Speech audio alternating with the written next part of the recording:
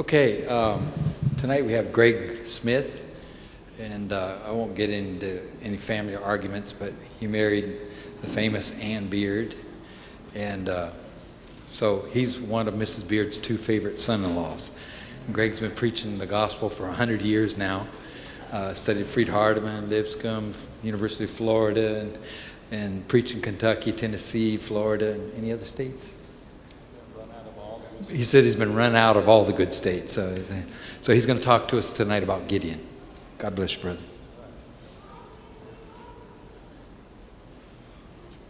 Well, it's an honor to be with you tonight. In case you didn't know, yes, FH is my brother-in-law, and it's too late to, deny it at this point. But I do want to make a statement tonight. Some of you know that I kid him a lot about being from up north, being north of the Mason-Dixon line, and talk about the family scandal and so forth. But I want to make a statement tonight, okay? I had a moment of clarity.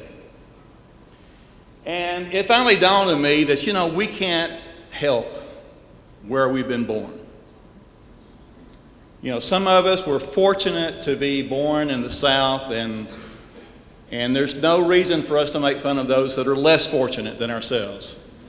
So, now that's not to say I'm never going to kid him again. I mean, there are plenty of other things I can kid him about, but I just, it's like, having big ears or being short. You just don't want to kid somebody about something that they have no control over. So FH, I just want to stay from now on. I'll just accept you the way you are, okay? All right. Well, it's good to be with you tonight, and some of you I know, and how many of you have never seen me before tonight? Okay, well, there are a few of you. How many just really don't care when we're... but I am Miss Beard's son-in-law, as been stated, so I have a lot of connections with this congregation. Actually, years and years ago, when I first got married, and my first preaching assignment was in Smith County, and this congregation helped support me back 40-something years ago. And I'm married a young lady who grew up at not this locality, but the other place, and so I have a lot of connections with this church. It was always an honor for me to be back with you. Tonight we're going to be talking about Gideon, has been mentioned, and let's see if this thing's going to work. All right, good. All right, so we're looking at Joshua chapter 6 and 7, and I want to give some background to the book of Joshua, rather the book of Judges. Because I think there's a lesson there that's really important for every generation of God's people. Because when you look at the outline of the book of Judges, and we have, of course, the death of Joshua in chapter 2, and then it says, when that generation died out, that there arose a generation that did not know the true God. And so as a result of that, they got involved in idolatry, and then this cycle of disobedience to God, and then being oppressed, and then crying out to God, and then being delivered. And so this cycle continues on through the book of Judges. And the reason I think it's important for us to look at that particular lesson in the book of Judges, because whenever a generation of God's people dies out, we that love the Lord's church just pray that there'll be another generation to take up that baton, right? I mean, that's kind of our fear, is that someday when this generation, and I'm getting there, I'm getting to be that generation, and so I am concerned about the next generation and how well they're going to carry on God's work. I don't always trust statistics, so I can't really verify this number, but I read that every month, an average of 10 congregations of the Lord's church close their doors, never to be opened again. Every month, 10 congregations close permanently. I imagine if I were to ask you, how many of you know of a church that in the last 2 or 3 years has closed down? I can name one or two. And so that's one of our concerns. Who is going to take up that baton? And so we can see what happens when a generation is not willing to carry on the Lord's work. And so we have this cycle. And then at the end of the book of Judges, we have this statement. It says, in those days there was no king in Israel. Everyone did what was right in his own eyes. Does that not sound kind of like what's going on today? Everyone doing whatever is right in their own eyes. So I think there are a lot of lessons that we can learn throughout the book of Judges. Now, when we look at chapter 6, after about 40 years of relative peace, this is following Deborah and Barak and their leadership. Then, of course, the people of Israel then again began to worship the Baal and the Asherah. And so they had this oppression by the Midianites. Now, one of the things that I wanted to point out is, why was the worship of Baal such a temptation to the Israelites, and the worship of Asherah? And one of the things that I really didn't appreciate, because I have to admit I'm a city boy, okay? I've never raised a garden. The closest I ever came to raising a garden was my dad hooked me up to a plow one time. Yeah, we were living in the city, but my dad was plowing up the backyard, and he had one of those push plows, and he said, Greg, if I were to tie a rope to you and then to that plow, then you help pull this plow. And so he hooked me up. So at least for a few minutes, I was a mule helping plow a garden. And my mother saw what was going on, and she put a stop to it. She thought that looked terrible to the neighbors. So anyway, that's as close as I've come to being a farmer, okay?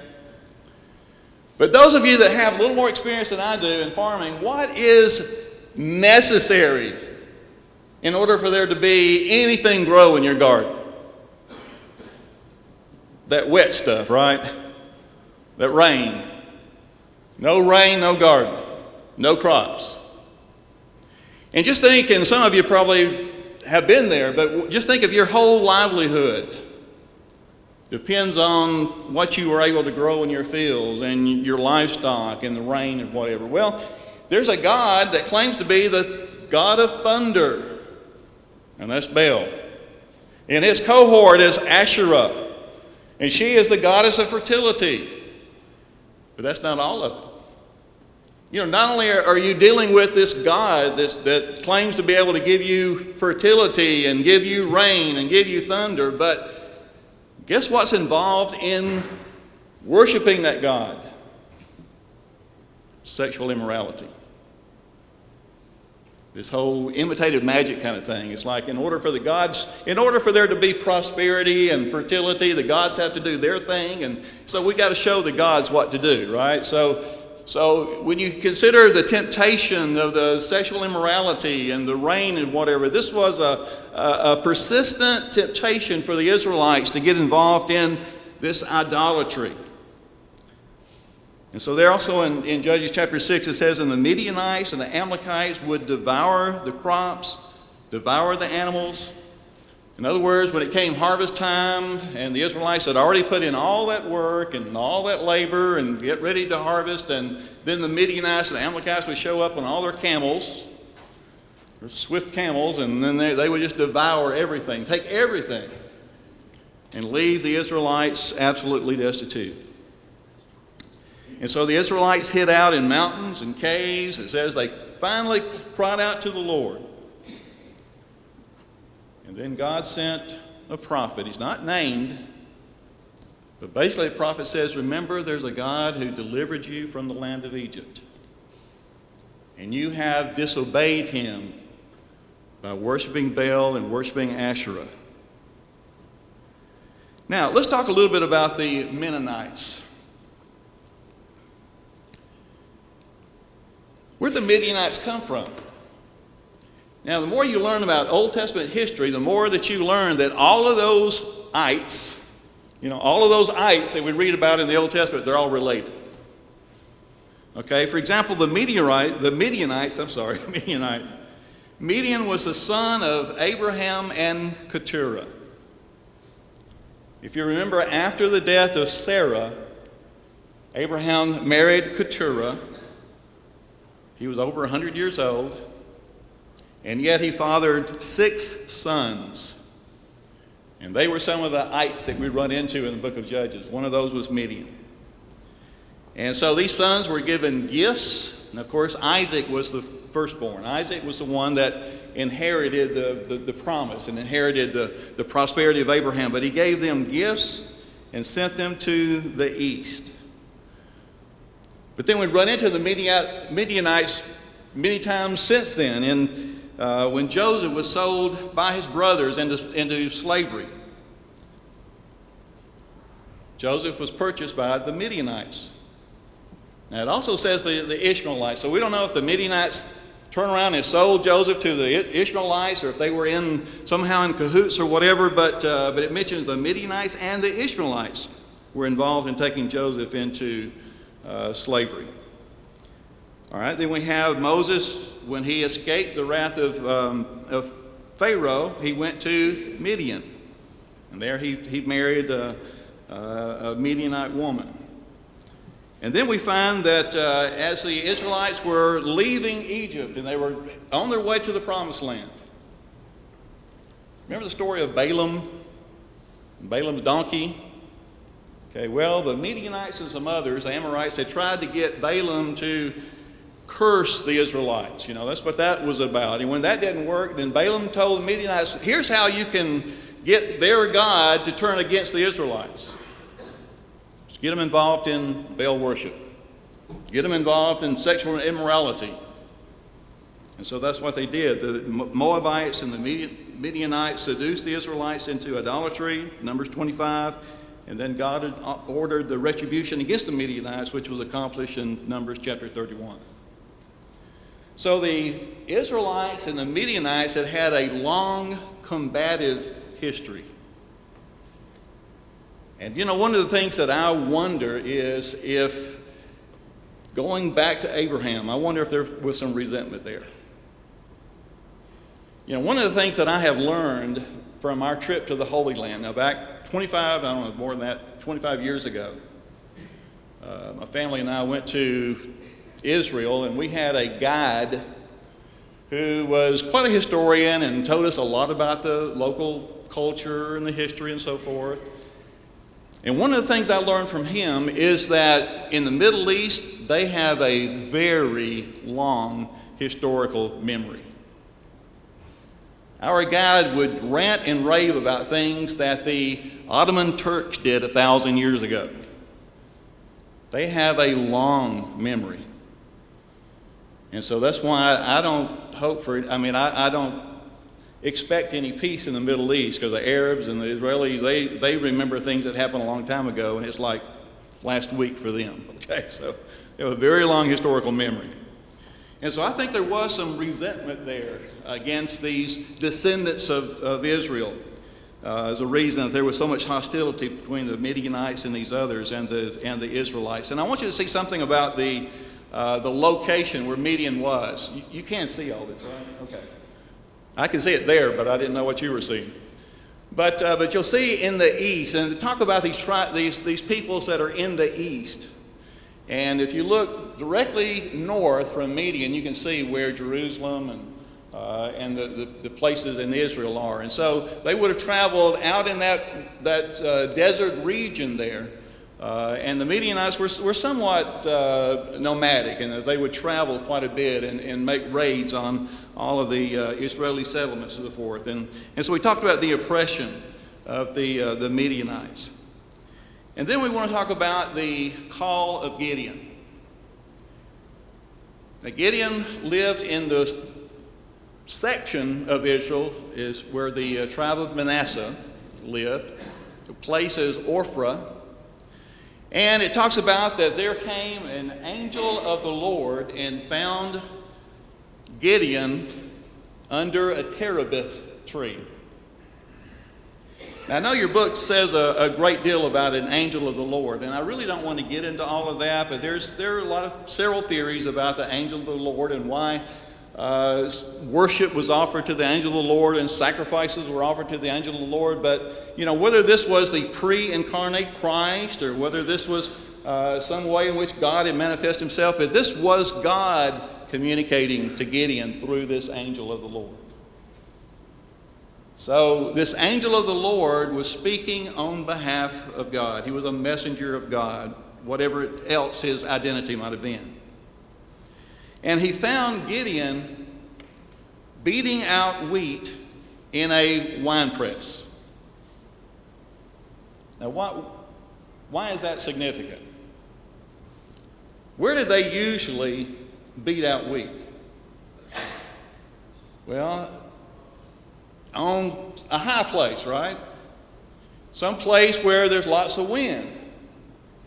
Because what they would do when they were beating out the wheat to separate the wheat from the shaft is they would beat it somehow. Sometimes they would run oxen over it, or they would beat it with a club or whatever to separate the wheat. And then they would take a paddle or a shovel, and they would just take and throw it up in the air and let the wind carry away the shaft.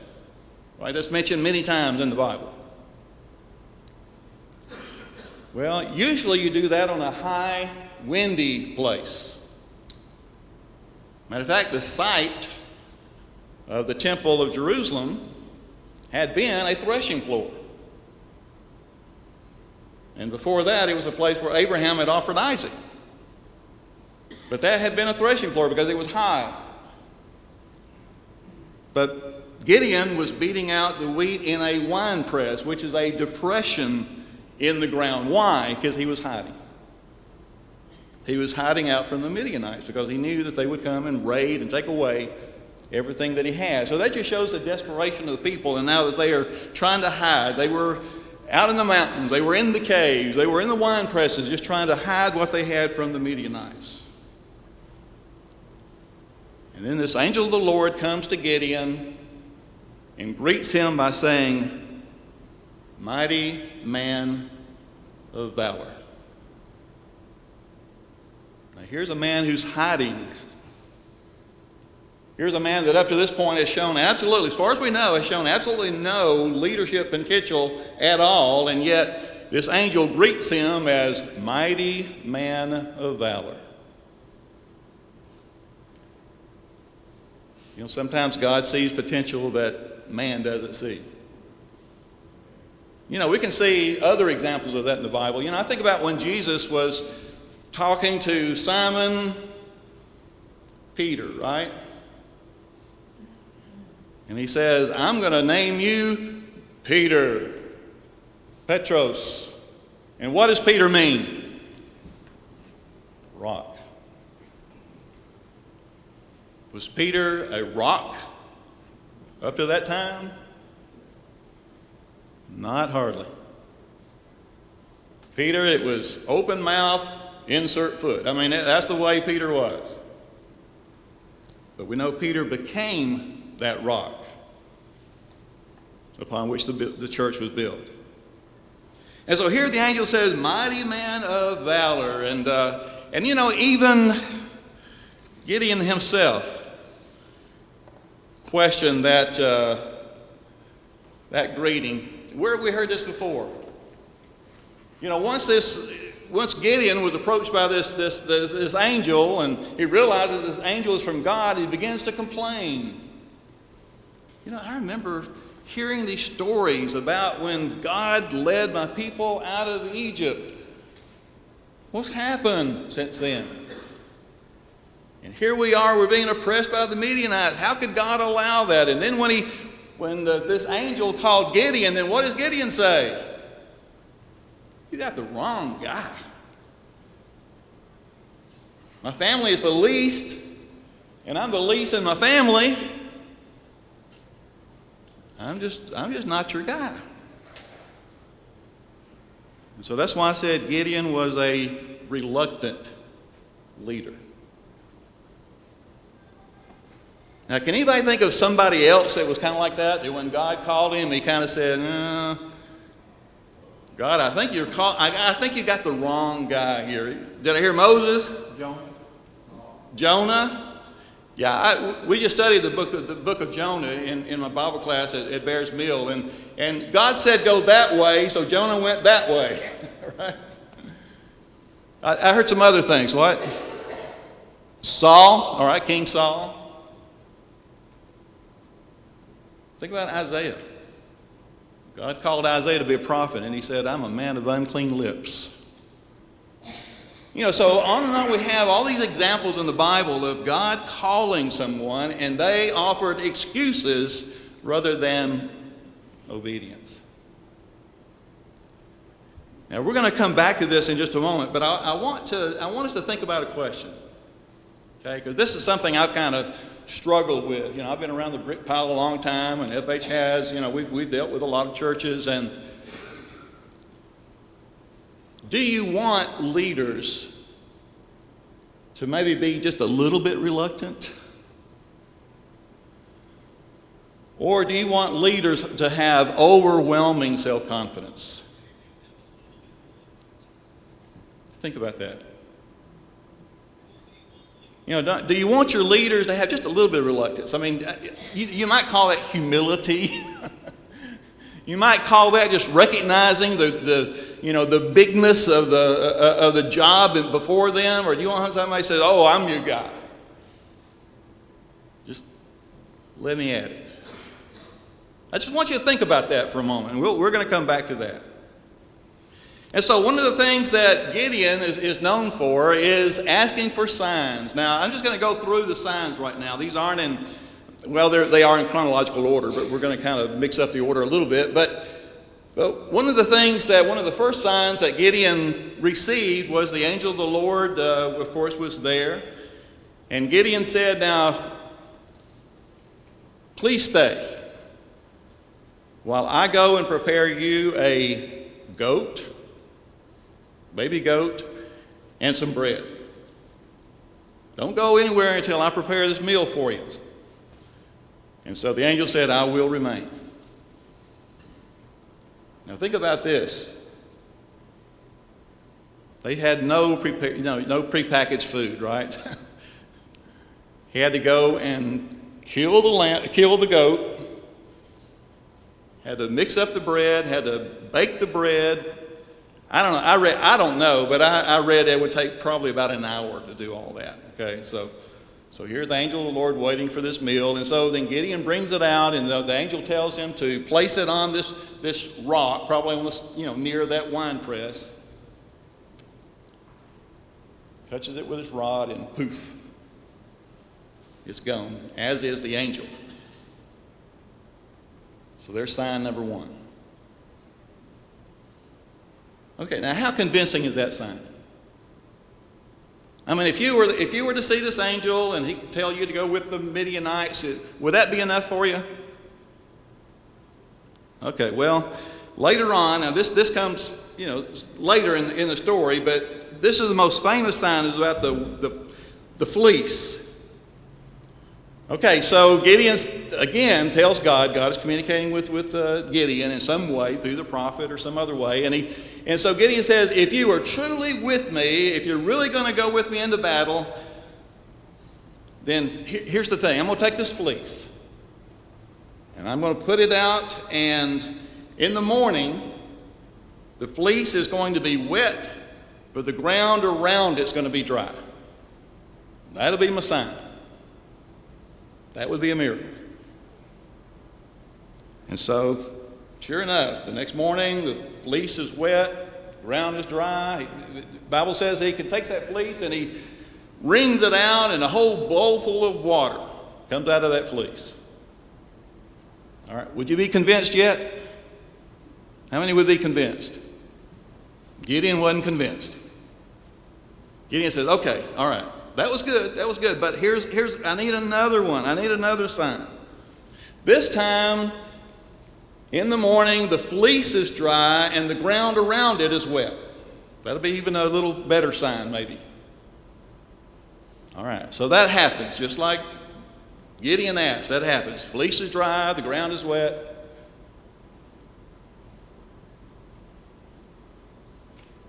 Well, again, later on, actually before the battle, Gideon's asking for another sign. Reassurance. And so God tells him to go and just at night go down close to the Midianite camp and just listen.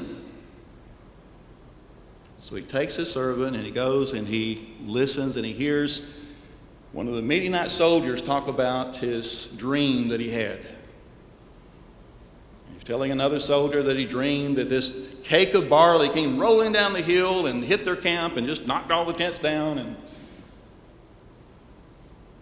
both the speaker and his listener agree that this means that the sword of Gideon is going to defeat us. In other words, God had generated fear within the Midianites. And that was finally enough to convince Gideon that God was with him. Now, I have a question there at the bottom. What will it take to convince us God is with us? Have you ever wanted to put out your fleece? You know, I think sometimes we've kind of done that. Maybe not an actual fleece, but sometimes we've kind of said, God, if you're really with me on this, show me a sign. You know, let this happen or that happen, or God, I need some kind of reassurance here. I need something to happen here. Just let me know that you're really with me, that you're real, and that you're really with me, and that you're going to help me. Am I the only one that feels like that sometimes? Sometimes I wish I had a fleece to put out so I could get God's reassurance. You know, I think about one time when Jesus was talking about, you know, those Jews, they were wanting a sign, weren't they? Jesus said they're always wanting a sign. He said, I'll give them a sign. To tear down this temple, and in 3 days I'll build it back. Now, they didn't really understand that.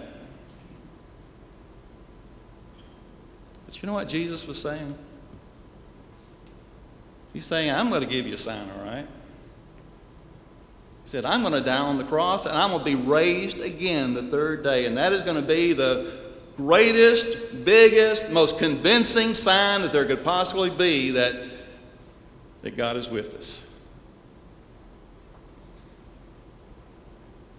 So let me ask you something. Do we really need more than that? I mean, do we really need to be constantly reminded that God is with us? Or do we need to put out these fleece so that God can remind us that he's with us? We have been reminded. We've got the greatest sign in the world that God is with us.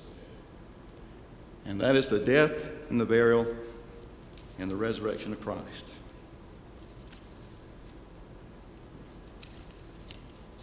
Okay, I'm supposed to have are we all right with time?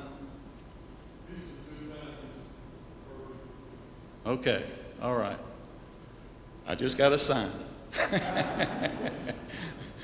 It's a sign that it's time for cookies. So we'll come back in a few minutes and finish this up. I'm sorry? 15 minutes, okay.